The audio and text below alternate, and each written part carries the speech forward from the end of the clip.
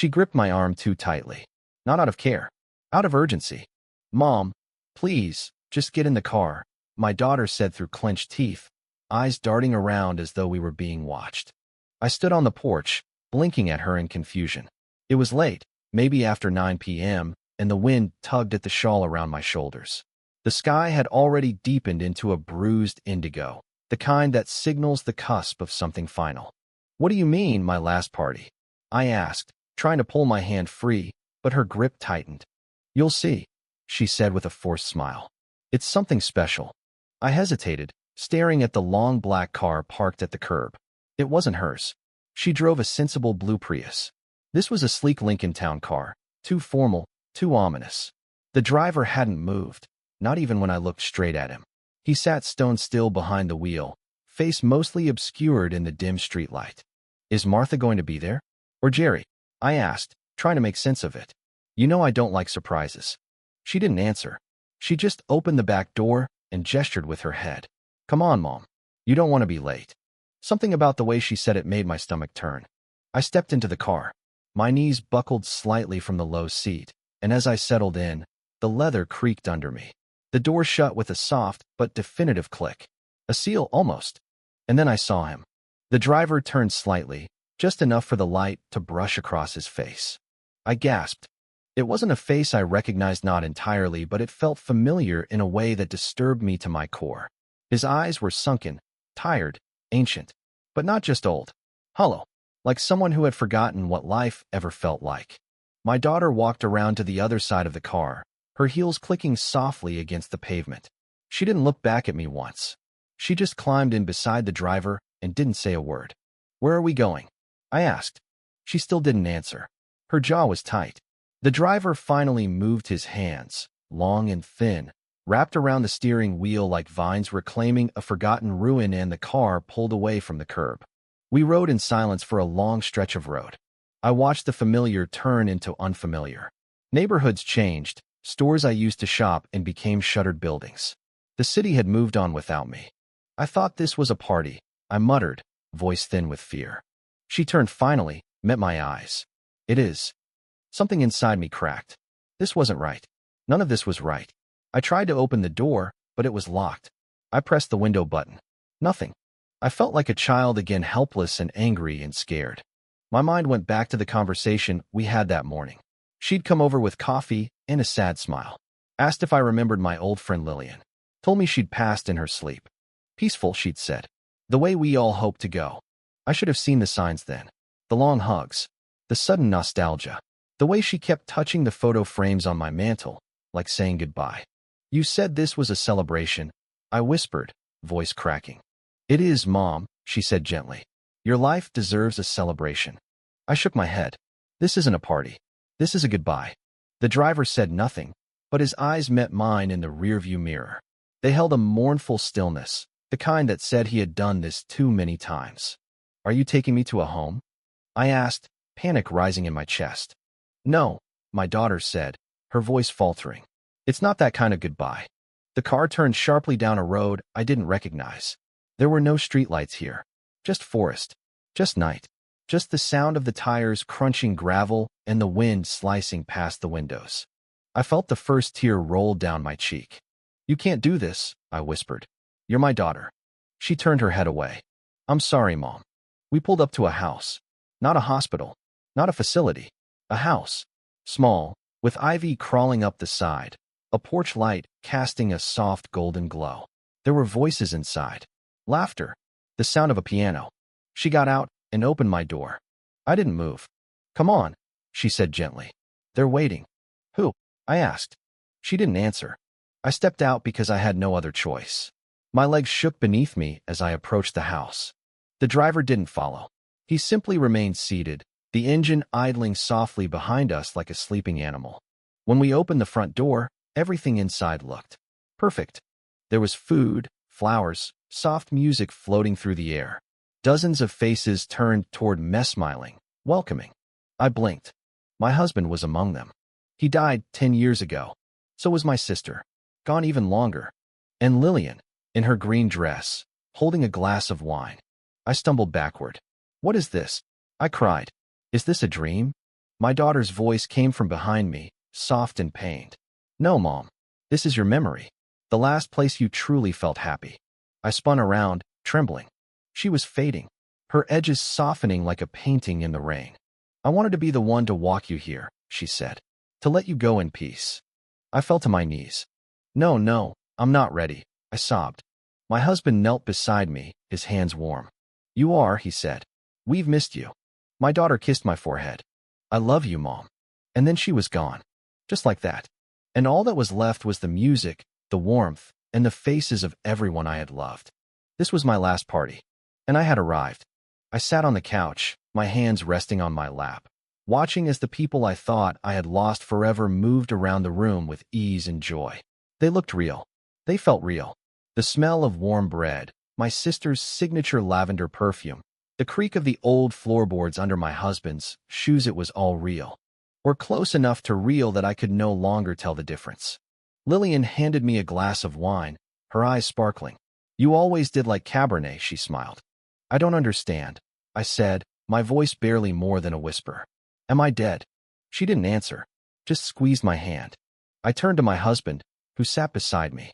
His face was exactly as I remembered it before the cancer took him, full of life, with that mischievous smirk he always wore when he had a secret. You're not dead yet, he said softly. But you're close. I gripped his arm. Then I want to go back. I'm not ready. Please. He placed his hand over mine. You've been ready for a long time, Ruth. You just didn't know it. Tears pricked at my eyes. I still feel her. My daughter. I feel her out there. She's letting go, he said.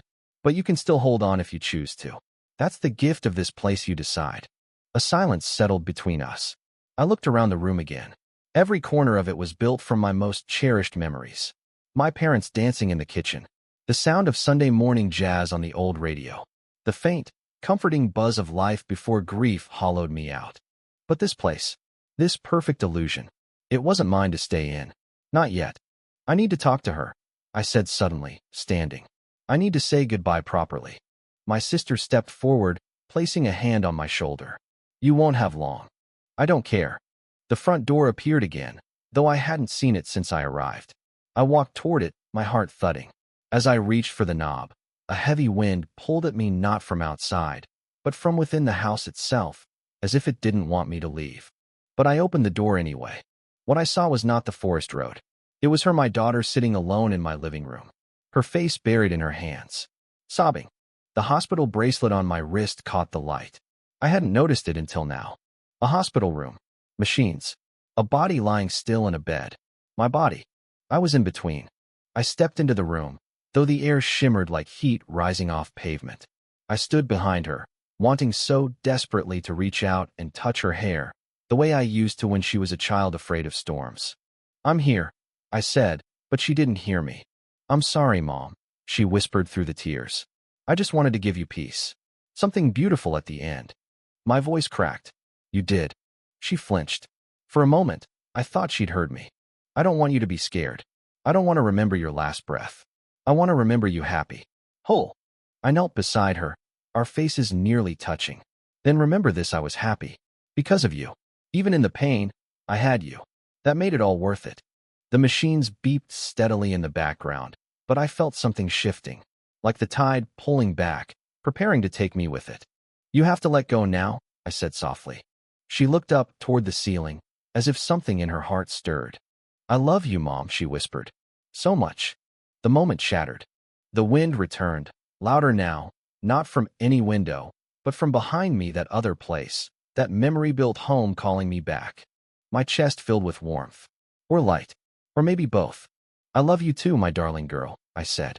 Then everything blinked. I was back on the porch of the house, that house. The music played louder now, more inviting. The door opened behind me without anyone touching it. My husband stood there again, his hand outstretched. She heard you, he said. I nodded. But now, he added, you need to hear yourself. He led me inside. This time, the place looked different. It wasn't the house from my youth. It was smaller, simpler, more recent memories. My kitchen table from the apartment I moved into after Harold died. The chair with the broken leg I always meant to fix. The Afghan blanket I knitted last winter during those long, sleepless nights. It was my life. as it really had been. Flawed but full. The people who had gathered earlier were gone now. In their place were empty chairs, picture frames, and echoes. "This is the part where you choose," he said. "To stay?" I asked. He shook his head. "No, to rest." I stepped forward, into the quiet. My chest no longer ached. My breath came easy. My thoughts were clear. "Will she be okay?" I asked. "She's stronger than you know," he said. "And you taught her that." I turned to face him. "What happens if I say yes?" He smiled. "Then you come with me. And if I say no, you go back." A long pause. I stared at the wall where a clock used to hang. I could almost hear its ticking. Then I whispered, "I want to go home." He didn't argue, didn't plead. He only kissed my forehead. "Then go. We'll be here when it's time." Another wind came, but this one didn't try to pull me away. It carried me forward. And when I opened my eyes again, the hospital room was dim. My daughter had fallen asleep in the chair beside me, her hand still wrapped in mine. The beeping of the monitors continued, but softer now, like a lullaby instead of a warning. I looked at her, the curve of her back, the small frown even in rest. "I'm still here," I whispered. And this time, she stirred. Her eyes opened slowly. When she saw mine looking back at her, she gasped and choked on a cry all at once. "Mom." I nodded weakly. "I thought." "I know," I said. She leaned over, pressed her head into my shoulder, sobbing. I lifted a trembling hand to stroke her hair. "You gave me something beautiful," I said, voice cracking. "But not goodbye. Not yet." And as she held me tighter, I felt not the weight of death, but the unbearable, breathtaking joy of life. The room was quiet again, except for the sound of our breathing. Hers was uneven, still catching in sobs. Mine was thin, but steady. "I thought I lost you," she said finally, pulling back just enough to see my face. Her eyes were red and puffy, but shining. "The doctors, they said your brain activity had slowed. They said you were slipping away." I smiled barely. I did slip away. For a while. She stared at me, confusion clouding her brow. "What do you mean?" I looked up at the ceiling, the sterile tiles, the hum of fluorescent lights, and whispered, "I saw Dad." Her breath caught. "What?" "He was there. So was Lillian. And my sister. They were waiting for me." I paused, but I wasn't ready. Tears welled in her eyes again. "You're really here? Not just dreaming." I turned my hand so that our fingers intertwined. My skin was thin, papery, and cold, but I had strength enough to hold her. "I don't know what's real anymore," I said honestly. "But I know you are, and that's enough." She closed her eyes, pressing her forehead against my hand. "I was so scared, Mom. I thought putting you in that car, taking you away from the hospital, letting them start the sedation, I thought I'd made a mistake." "No," I whispered. "You didn't. You gave me a gift. You let me see what was waiting. You let me choose." Her shoulders shook. "I just didn't want you to suffer anymore. You were in so much pain. The cancer, the meds, the morphine." I nodded. "And I still am. But this pain," I touched my chest, "this is different. This is the pain of living. And I think I still want that." She laughed through the tears. "You always were the stubborn one. You have no idea." We sat there like that for a long while, the two of us suspended between grief and grace. Eventually, a nurse stepped in and gasped when she saw me awake. Alarms went off, both literal and figurative. A doctor came, eyes wide, voice low with disbelief. Words were exchanged, spontaneous stabilization, unexplained reversal, miracle. But none of them mattered. Because I knew the truth. I had chosen life. I had come back. And I wasn't finished yet. The days that followed were slow and painful. I had lost so much weight. My muscles had atrophied. Speaking more than a few sentences at a time exhausted me. But my daughter never left my side. We talked. Really talked. Not about hospital forms or prescriptions or wills. About childhood. About the time I forgot to pick her up from dance class and she waited in the rain for an hour, but forgave me anyway. About the years we didn't talk after her father died, when grief drove a wedge so deep we thought we might never recover. About her own daughter, my granddaughter, who had left home last year to travel the world. "You two are more alike than you think," she said with a soft laugh. Some days I wondered if I had really seen what I thought I saw. If the house, the people, the choice had all been the hallucinations of a dying brain. But I would close my eyes and remember the warmth of Harold's hand, the brush of Lillian's lavender perfume, the way the wind had sounded like it knew my name. And I believed. A week after I woke, the driver returned. Not in a car. Not in reality. In a dream. I was sitting in my old kitchen, not the real one, but the version that exists in memory, in the quiet corners of the soul where time doesn't reach. He stood outside the screen door, his face obscured by shadow as before. "You came back?" I said. He didn't speak. I rose slowly, my joints no longer aching. I moved to the door, but didn't open it. I stared at him, this man who had frightened me so much that night. His head tilted slightly, almost curiously. An angel? A ghost? He didn't answer. "Are you deaf?" Still silence. But then he raised one hand, not to beckon, not to pull me away, but in what looked almost like a blessing. "Or a goodbye?" I nodded, understanding now. "Not yet," I said. He lowered his hand and turned, and disappeared into the mist beyond the porch. When I woke, the sun was rising through the hospital blinds, and I felt the first genuine peace I had known in months. Recovery was slow, but steady. The cancer hadn't vanished, I wasn't cured, but something had changed. My body still bore the wounds, but my spirit was no longer surrendering. "I don't understand," one doctor said. "You shouldn't be this coherent. The scans, the blood work." But another doctor, an older woman with soft eyes and a quiet voice, simply said, "The human spirit is stronger than we know." I liked her. I was moved into hospice at home. It wasn't about living forever now, I knew that wasn't possible. It was about living well for as long as I had. And I did. Each morning I woke and listened to birds outside my window. I started writing again, letters, mostly, to old friends, to my granddaughter, to the people I'd lost, and the ones I still had. My daughter would sit with me in the afternoons, telling me about her day, her job, her fears. We laughed. Oh, we laughed. And sometimes we cried. And sometimes in the soft space between waking and sleep, I would see the house again. Just for a second. Just long enough to remember where I was headed, but not so long that I forgot to stay here, now. One evening, my granddaughter came to visit. She was taller than I remembered, with sun-kissed skin and a camera slung over her shoulder. "I heard you came back from the dead," she joked, kneeling beside me. "Only for a little while," I said with a wink. She showed me pictures from her travels, temples in Thailand, mountains in Peru, children dancing in the streets of Morocco. She had lived. She was living. And I realized, with a quiet swell of joy, that part of me lived through her. After she left, I sat by the window and watched the sunset paint the sky in impossible colors. And I thought about that car, that house, that man behind the wheel. And I wasn't afraid anymore. Because I knew the truth. Death wasn't the end. It was a room, a memory, a party. And when the music plays again and I feel the pull, I will open that door. But this time, I won't look back. The seasons changed. Fall slipped gently into winter, and though my body grew more fragile, my days became fuller in ways I never expected.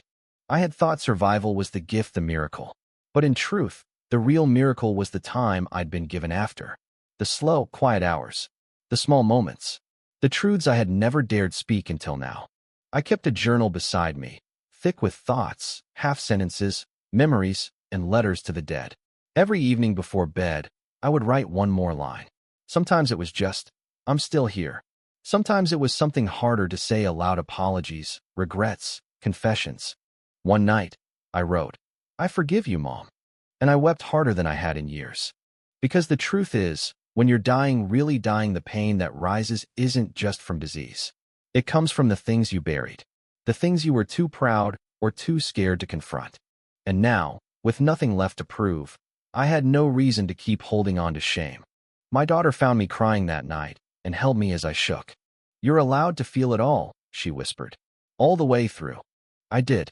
And for the first time in my life, I let someone see me fully. Not as a mother, not as a patient, but as a woman, flawed, afraid, proud, trying. "You were never just my daughter," I told her once as she tucked a blanket around me. "You became the part of me I never knew I needed." She kissed my hand. "And you became the reason I'm strong." We no longer spoke of the hospital, or the car, or the night she brought me to the edge. We didn't have to. It existed in the quiet between our conversations, understood, accepted, and honored. But I still dreamed of him. The driver. Always silent, always watching. Sometimes I saw him through the window, standing beside the car. Sometimes he was seated in a pew at the back of a church, head bowed. Once, I saw him at my kitchen table, sipping tea with both hands around the cup, his eyes distant. He never frightened me again, because I knew now he was not the end. He was the guide. As winter deepened, so did my tiredness. The doctors didn't offer timelines anymore. They simply came, checked vitals, offered gentle smiles, and left. One nurse, Mariah, stayed longer sometimes, holding my hand when I was too weak to speak. She was only in her 20s, yet she looked at me like I held the secrets of the universe. "You're not afraid, are you?" she asked one night. I paused. "No," I said finally. "Not anymore." "What changed?" "I've already been there," I whispered. "And I came back." She blinked, not understanding, but not questioning either. "You think there's something after?" I smiled. "I know there is." She looked away, quiet. "Then, I hope my mom knew that before she went." "She did," I said, surprising us both. "She knows now." It was the first time I had offered comfort to someone else since coming back, and it felt right. Like maybe that was why I had returned, not to avoid death, but to illuminate it, to soften it, to give it a human shape and a human name. A few days later, I asked my daughter to bring me something. It was a photo album, the old kind, with yellowing plastic sleeves and the smell of dust and age. Together, we went through it page by page. "That was our first house," I said, pointing to the crooked little place with the red door. "The roof leaked every spring. Your father hated that place." "I remember," she laughed. "I slipped in the kitchen once because it flooded after a storm." "And there," I said, pointing to a baby photo, "you were only 3 months old. You had colic, screamed every night for weeks. I was convinced I was a terrible mother." "You weren't," she said. "You were the best you knew how to be."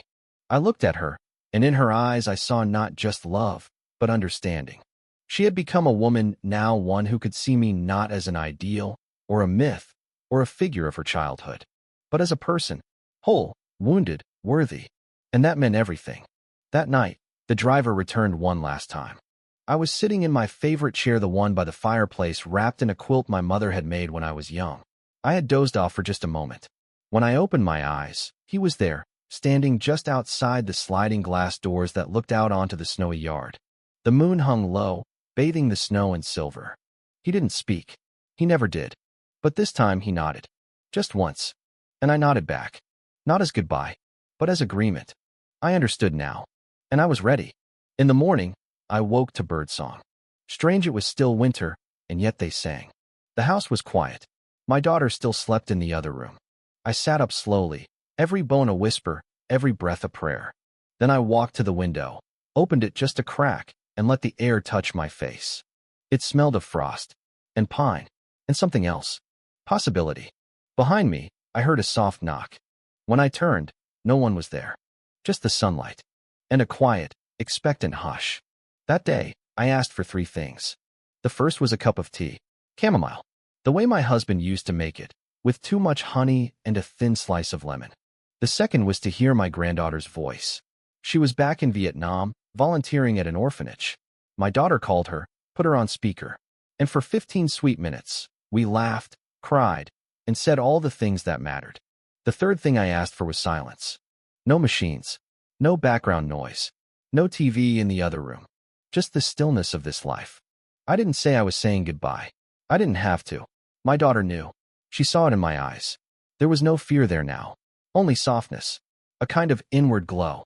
I asked her to lie down beside me on the bed. She did, without a word. Her arm around me, her cheek against my shoulder, just like when she was a child and had nightmares. We stayed like that for what felt like hours. Maybe it was. "Mom," she whispered. "Yes, sweetheart." "Will you come back?" "Again?" I smiled. "I don't think so." Her throat caught. "That's okay." We said nothing else. She fell asleep eventually. I didn't. Because I wasn't dreaming this time. I felt it then, the shift. Not like before, when the pain crashed like a wave and I drifted off into that false house of memory. This was different. This was release. My fingers curled slowly around hers. I whispered, just once, "Thank you for loving me enough to let me go." And then the room began to fade, not in fear, not in darkness, but in light. Soft and golden, like the end of a warm afternoon. The house was there again, but it wasn't made of memory anymore. It felt more real than any place I had ever stood. The flowers by the door weren't from some distant past. They were blooming now. I could smell them: lilies, lilac, lavender. The door was open, waiting. And this time, I stepped through it with no hesitation. Inside were the people I had loved. All of them. My husband, smiling. My sister, waving from the piano. Lillian, setting down a glass of wine and opening her arms.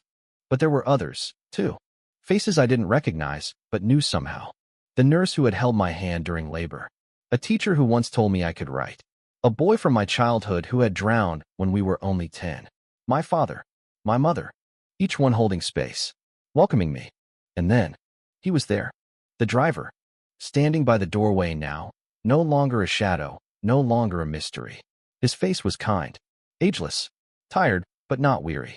A presence that had seen countless endings and infinite beginnings. You waited, I said softly. He nodded. I always do. I walked toward him. Was that what it's always like? The ride. For some, he said. For you, it needed to be. Why? I asked. He looked past me, toward the gathering inside. Because you weren't just dying. You were holding on too tightly. I don't take people who still have things left to say. I swallowed, emotion catching. And now? He looked into my eyes. Now you've said it. I turned once more to the party behind me. Music played, laughter rose, candles glowed. And I knew, in a way I had never known anything before, that there would be no more pain here. No more regret. No more unfinished. Just presence. Just joy. Just being. I turned back to the driver. Will you stay? I asked. He shook his head gently. No. I have more to do. Others to guide. I reached for his hand. Thank you. He met mine halfway. And in that single touch, I felt the echo of every life he had touched, every soul he had carried, every whisper of peace he had offered. And then he was gone. And I walked into the light. My daughter woke to a quiet room. She knew before she opened her eyes. There was no gasp, no cry, just a stillness that settled into the bones. A silence that did not grieve, but honored. She sat up slowly, brushing a hand across my cheek. My skin was cool now, but I was smiling. There was a note on the nightstand. Her name written in my hand, shaky, but certain. Inside, only 4 words. It was beautiful. Thank you. She pressed it to her heart, eyes wet. And then she stood, opened the window, let the light pour in, and began to live her own life, fully, as I had taught her, as I had shown her, as I now watch from the place where parties never end, and the driver always waits just long enough for the goodbye to become a beginning.